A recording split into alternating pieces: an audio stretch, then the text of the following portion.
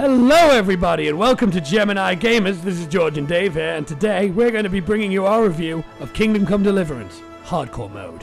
When Kingdom Come Deliverance first came out, I was really impressed by how much it immersed you in a medieval world and by how realistic all the elements of the game felt working together, and this is improved on dramatically by the Hardcore Mode.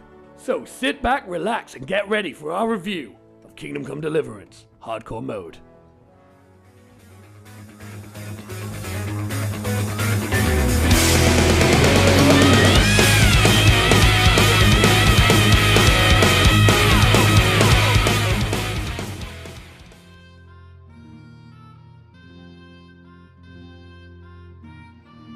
Your Graces, I have to tell you in all seriousness that this land of ours is in the shit.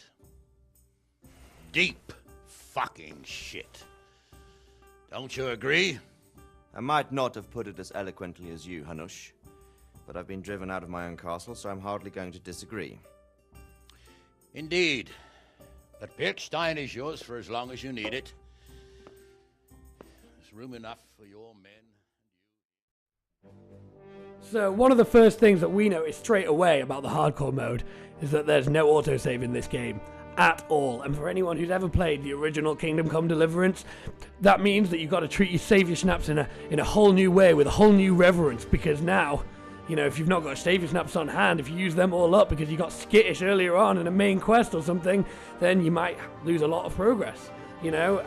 So that's something that's definitely made the game a lot more challenging.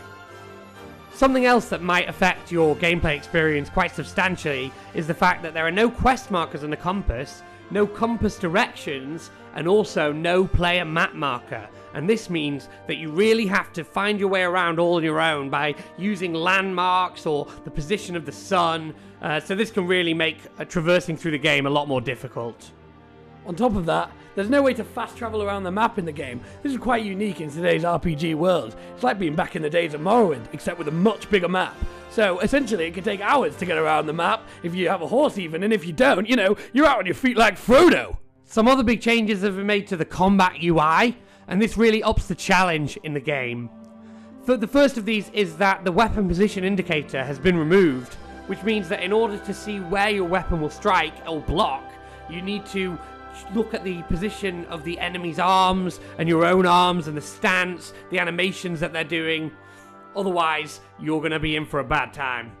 Also, the stamina and health indicators have been removed from the screen, which means that you need to judge your character's health and stamina from other things, such as the character's breath as he runs out of stamina, or the colour of the screen as it turns slowly red as your blood trickles away. The difficulty of the Hardcore Mode is further increased by the addition of negative perks. You have to pick 2 of these perks, and you can pick up to 9. These have some really interesting effects. For example, the Somnambulant perk, where when you fall asleep, you wake up in a whole new location, got no markers, don't know where you are. Or, you know, for example, the Brittle Bones perk, where if you fall from your horse, you take a lot more fall damage. And these really can increase the difficulty a lot further for those that are willing to take that extra challenge on. Some other interesting additions that they've added into the Hardcore Mode is that now traders will pay you less for your goods, pots don't refill, and the general combat difficulty has been increased, meaning that you're putting your life on the line every time. So with all that being said, let's take a closer look at what this Hardcore Mode gets so right.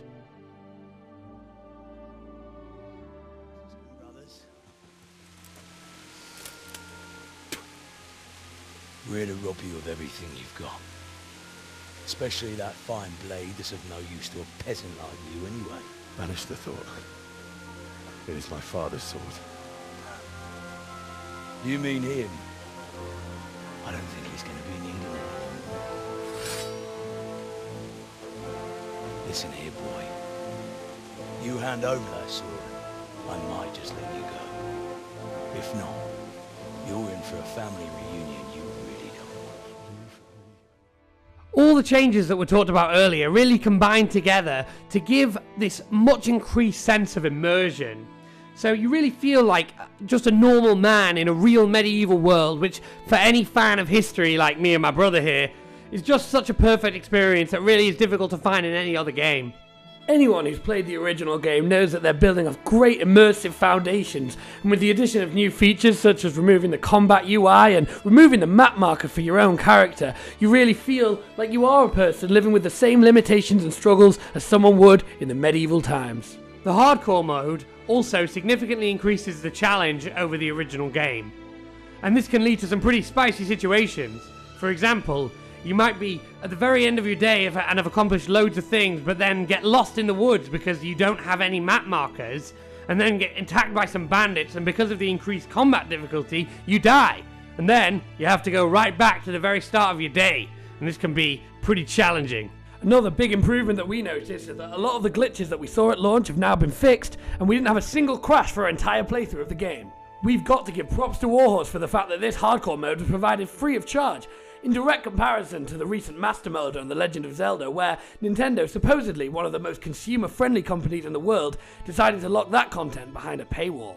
So now, let's take a look at some of the things that we didn't like so much about this new hardcore mode.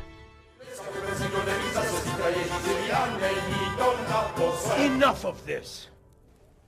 Bailiff! Come on over here, sit down and have a drink with us. Don't vex me again, Father. It's 3 hours past dusk, and curfew is long gone. So what?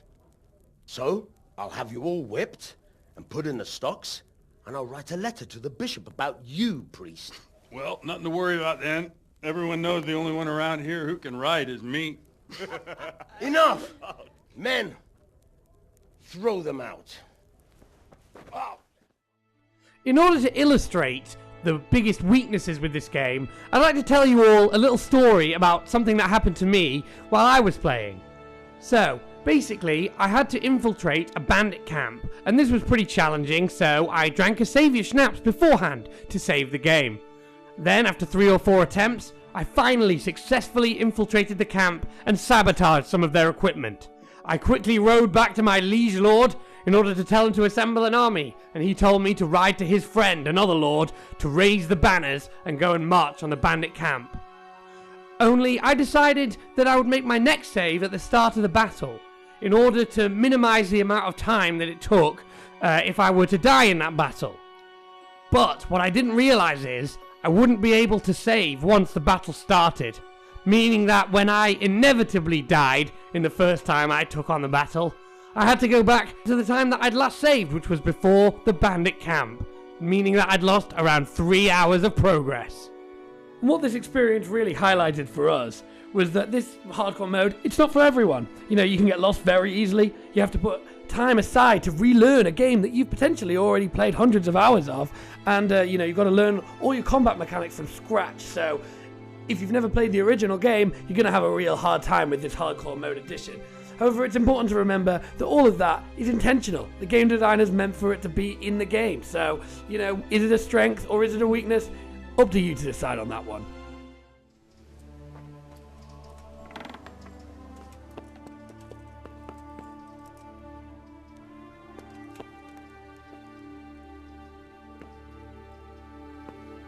Lord above, they did a hell of a job on him. Must have been agony. How come no one heard anything? Judith? Looks like this is meant to be a warning. But for who? And why? Maybe the gang had a falling out. But a bandit who knows how to write isn't something you see every day. That one frustrating experience aside, we both had an absolutely fantastic time with the hardcore mode of Kingdom Come Deliverance, and that's why we're going to be giving this our highest rating. Seriously spicy! That's going to be it from us, guys. Thank you so much for watching. If you enjoyed the video, make sure you leave a like, leave a comment, and subscribe to get more Gemini Gamers content. We'll see you next time.